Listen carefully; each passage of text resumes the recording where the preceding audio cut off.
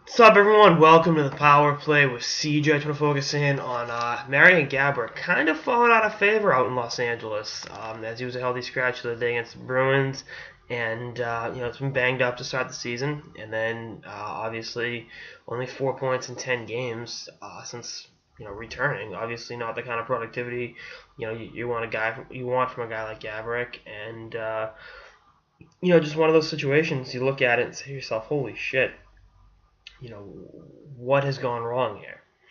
And, the whole concept of he doesn't have great chemistry with Anze Kopitar, which is tough considering, pretty much everyone should have great chemistry with Anze Kopitar. Doesn't mesh with Jeff Carter because they're both, shooters by nature, and isn't a bottom six guy. And I think it was Bernstein or someone tweeted that verbatim, but that wasn't my thought. It was a tweet I saw. But it's all true. And, I still think Gaborik, he's going to be 35 next month in February, Valentine's Day. Shit. I think even as a slightly older player, his style is a nice contrast to what the Kings have otherwise in that lineup, which is more of a slower, methodical pace. He gives you some speed and some creativity that they otherwise lack.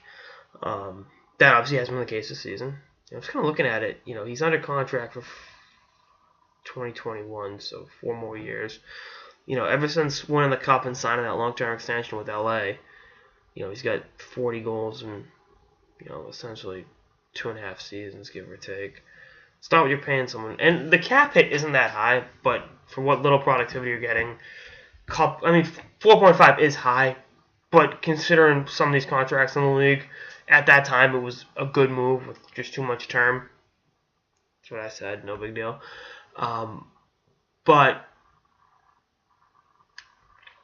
you obviously need more, and the Kings are a capped-out team. They're essentially in salary cap hell. I mean, Dean Lombardi right now is probably in some church in Los Angeles praying to God that the Las Vegas Golden Knights claim Dustin Brown in the expansion draft. This is the point we're at with the Kings. Dear God, please take away our captain that brought us to our only 2 Stanley Cups in franchise history. Please let this expansion team take them off our hands. Obviously, the contract's, a big reason why, but you catch my drift. So, if the Kings want to be competitive this year, and obviously, they've proven over the last few years, they can half-ass a regular season and then turn it on when it matters. But the bottom line is, how many times can you do that? How many times can you kind of sleepwalk through a regular season and then, boom, playoffs? All right, time to go.